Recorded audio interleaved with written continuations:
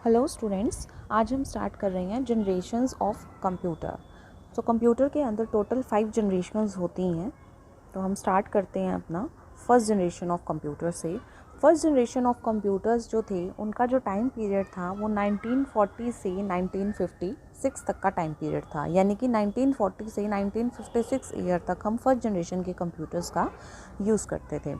First computer जो थे हमारे, उनके अंदर हम वैक्यूम ट्यूब्स का यूज़ करते थे सर्किटरी के लिए और मैग्नेटिक ड्रम्स का इस्तेमाल करते थे मेमोरी के लिए। They were often enormous and taking up entire room. ये एक पूरे रूम जितने साइज़ को एक्वायर करते थे, क्योंकि ये साइज़ में बहुत ज़्यादा बड़े होते थे। First generation computers relied on machine language. जो ये फर्स्ट जनरेशन के कंप्यूटर्स थे वो मशीन लैंग्वेज के ऊपर काम करते थे, यानी कि वो as an input machine language को इनपुट की तरह लेते थे और आउटपुट भी मशीन लैंग्वेज में ही देते थे। They were very expensive to operate. ये बहुत ही ज़्यादा एक्सपेंसिव यानी कि बहुत ही ज़्यादा महंगे होते थे, और उसके साथ साथ ये बिजली भी बहुत ज़्यादा खाते थे, क्योंकि अब ये एक रूम जितने बड़े कंप्यूटर थे तो ऑब्वियसली बिजली बहुत ज़्यादा खाएंगे और generated a lot of heat. जितनी ज़्यादा बड़ी मशीन होगी वो उतनी ज़्यादा हीट प्रोड्यूस करती है। तो इसीलिए ये कंप्यूटर्स भी, क्योंकि ये साइज़ में बहुत ज़्यादा बड़े थे, बहुत ही ज़्यादा हीट प्रोड्यूस करते थे, जिसकी वजह से बहुत ही ज़्यादा प्रॉब्लम होती थी। The UNIVAC and ENIAC computers कुछ हमारे एग्जाम्पल्स हैं जो फर्स्ट जनरेशन कंप्यूटर के अंदर आते हैं। उसके बाद हम पिक्चर्स दिखा रहे हैं आपको फर्स्ट जनरेशन कंप्यूटर्स की। यहाँ पर 2 पिक्चर्स दिखाई गई हैं फर्स्ट जनरेशन कंप्यूटर्स की, जिसमें आप देख सकते हो कि जो कंप्यूटर्स का जो साइज़ है वो पूरे एक रूम जितना बड़ा साइज़ है।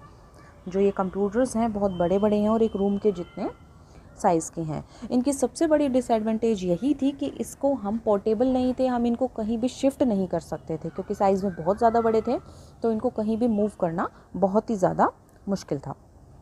नेक्स्ट आता है second generation computer. Second generation computers जो थे वो 1956 से 1963 के बीच में यूज़ किए जाते थे। इसके अंदर ट्रांजिस्टर्स की बजाय वैक्यूम ट्यूब्स का इस्तेमाल किया जाता था। फर्स्ट जनरेशन में ट्रांजिस्टर्स का यूज़ किया जाता था और सेकेंड जनरेशन में वैक्यूम ट्यूब्स का इस्तेमाल किया जाता था। Second generation computers moved from cryptic binary machine language to symbolic language. इसके अंदर हम सिम्बॉलिक लैंग्वेज का इस्तेमाल करते थे। फर्स्ट जनरेशन के अंदर हम बाइनरी मशीन लैंग्वेज का यूज़ करते थे, लेकिन सेकेंड जनरेशन के अंदर इसको कन्वर्ट करके सिम्बॉलिक लैंग्वेज में कन्वर्ट कर दिया गया। तो सेकेंड जनरेशन के अंदर जितने भी कंप्यूटर्स थे वो सिम्बॉलिक लैंग्वेज के ऊपर काम करते थे। हाई लेवल लैंग्वेजेस जो थी हमारी, जैसे कि कोबोल एंड फोर्ट्रॉन, इनका इस्तेमाल किया जाता था सेकेंड जनरेशन के कंप्यूटर्स के अंदर। These were also the first computers that stored their instruction in their memory. ये पहले ऐसे कंप्यूटर थे जिनके अंदर जो इंस्ट्रक्शंस थी वो मेमोरी के अंदर स्टोर की जाती थी। यहाँ पे हम आपको पिक्चर्स दिखा रहे हैं सेकेंड जनरेशन कंप्यूटर्स की। सेकेंड जनरेशन कंप्यूटर्स भी कुछ हमारे रूम से थोड़े से छोटे साइज़ के होते थे और कुछ बहुत ही छोटे होते थे, लेकिन ये भी पोर्टेबल नहीं थे, इन्हें भी इधर से उधर शिफ्ट करना काफ़ी मुश्किल था। उसके बाद हम बात करते हैं थर्ड जनरेशन कंप्यूटर्स की। थर्ड जनरेशन के जो कंप्यूटर्स थे वो 1964 से 1971 तक यूज़ किए जाते थे। इनके अंदर ना ही ट्रांजिस्टर्स का यूज़ किया जाता था, ना ही वैक्यूम ट्यूब्स का इस्तेमाल किया जाता था।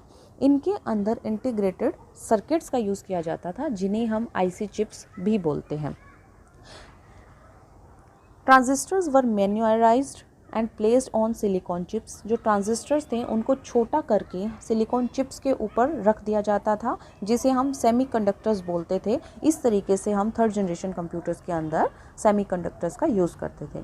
इंस्टेड ऑफ पंच कार्ड, अब पंच कार्ड हम सेकेंड जनरेशन के अंदर एज एन इनपुट हम पंच कार्ड का इस्तेमाल करते थे और आउटपुट के लिए प्रिंट आउट का इस्तेमाल करते थे। लेकिन थर्ड जनरेशन कंप्यूटर के अंदर हम इनपुट के लिए कीबोर्ड का यूज़ करते थे और आउटपुट के लिए मॉनिटर्स का यूज़ करने लगे। And interfaced with an operating system, और इनको ऑपरेट करने के लिए हम एक ऑपरेटिंग सिस्टम का यूज़ करने लगे। Allowed the device to run many different applications at one time.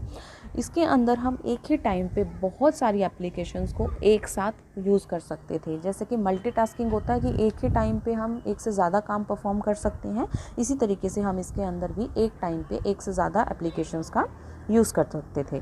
इसकी कुछ इमेजेस हम आपको दिखा रहे हैं। थर्ड जनरेशन के जो कंप्यूटर्स हैं वो साइज़ में काफ़ी छोटे थे। यहाँ पे अभी आप देख रहे हो इतने सारे जो कंप्यूटर्स यहाँ पे दिखाए गए हैं रैक्स के अंदर, ये सारे भी थर्ड जनरेशन के कंप्यूटर हैं। ये पोर्टेबल थे, इनको आसान था इधर से उधर शिफ्ट करना। नेक्स्ट है fourth generation computers. Fourth generation के जो कंप्यूटर्स थे वो 1971 से प्रेजेंट टाइम तक यूज़ किए जाते हैं। द माइक्रो प्रोसेसर, इसके अंदर माइक्रो प्रोसेसर का इस्तेमाल किया जाता था, ना ही ट्रांजिस्टर्स का यूज़ होता था, ना ही वैक्यूम ट्यूब्स का इस्तेमाल किया जाता था, ना ही हमारे इसके अंदर आईसी चिप का यूज़ किया जाता था। इसके अंदर माइक्रो प्रोसेसर का यूज़ किया जाता था। एज 1000 ऑफ इंटीग्रेटेड, जो कि 1000 यानी कि 1000 आईसी चिप के बराबर होते थे, उन माइक्रो प्रोसेसर का यूज़ इसके अंदर किया जाता था।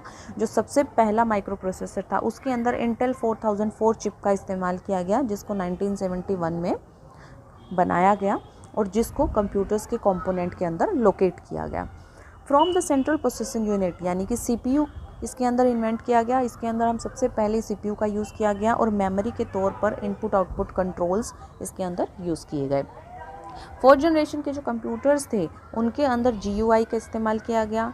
Mouse and hand held devices का इसके अंदर यूज़ किया गया। इसके अंदर माउस जैसे और भी बहुत सारे डिवाइसेस हम इन्वेंट की गई जिनका यूज़ फोर्थ जनरेशन कंप्यूटर में किया गया। इसके बाद यहाँ पे आप कुछ पिक्चर्स देख सकते हो, ये माइक्रो प्रोसेसर्स की पिक्चर हैं और ये हमारा जो नॉर्मल डेस्कटॉप है, पीसी है, उसकी पिक्चर है जो फोर्थ जनरेशन के अंदर यूज़ किए जाते थे। After this we are talking about fifth generation computers. Fifth generation computers का जो टाइम पीरियड है वो प्रेजेंट से बियॉन्ड तक है। अभी तक फिफ्थ जनरेशन कंप्यूटर का ही हम इस्तेमाल कर रहे हैं। और जो फिफ्थ जनरेशन के जो कंप्यूटर्स हैं, जो फिफ्थ जनरेशन्स है, वो आर्टिफिशियल इंटेलिजेंस पे डिपेंड करती हैं। जो भी फिफ्थ जनरेशन के कंप्यूटर्स होते हैं उन सब के अंदर एआई का इस्तेमाल किया जाता है। AI means artificial intelligence. Are still in development, ये अभी भी डेवलप किए जा रहे हैं, अभी भी यूज़ किए जा रहे हैं। और इसके अंदर वॉइस रिकॉग्नाइजेशन जैसे फीचर्स का इस्तेमाल किया जाता है। इसके अंदर the use of parallel processing. Parallel processing का मतलब होता है एक टाइम पे एक ही साथ हम पैरेलली बहुत सारे काम परफॉर्म कर सकते हैं। और सुपर कंडक्टर्स का यूज़ किया जाता है जो हमारी आर्टिफिशियल इंटेलिजेंस में हेल्प करता है। फिफ्थ जनरेशन कंप्यूटिंग का हमारा क्या गोल है? इसका हमारा मेन गोल यही है कि हम इसके अंदर नेचुरल लैंग्वेज को एज एन इनपुट यूज़ करें, यानी कि जो हमारी नॉर्मल लैंग्वेज है हम उसको एज एन इनपुट यूज़ कर सकें, क्योंकि आज भी हम इनपुट के तौर पर मशीन लैंग्वेज का यूज़ करते हैं। तो हमारी कोशिश यही है, हमारा नेक्स्ट गोल यही है कि जो हम नेचुरल लैंग्वेज है उसके थ्रू ही हम अपनी कंप्यूटिंग कर पाएँ, जिससे हमारी लर्निंग और सेल्फ ऑर्गेनाइजेशन बढ़ेगी। सो ये थी आपके टोटल जनरेशन्स ऑफ कंप्यूटर, जिसमें हमने 5 जनरेशन्स ऑफ कंप्यूटर की हैं, जिसमें फर्स्ट जनरेशन के अंदर हमने ट्रांजिस्टर्स का इस्तेमाल किया है, सेकंड जनरेशन के अंदर हमने वैक्यूम ट्यूब्स का इस्तेमाल किया है, थर्ड जनरेशन के अंदर हमने आईसी चिप का इस्तेमाल किया है, और फोर्थ जनरेशन के अंदर हमने माइक्रो प्रोसेसर का यूज़ किया है, एंड फिफ्थ जनरेशन के अंदर हमने आर्टिफिशियल इंटेलिजेंस का यूज़ किया है। सो स्टूडेंट्स, ये थी हमारी 5 जनरेशन्स ऑफ कंप्यूटर।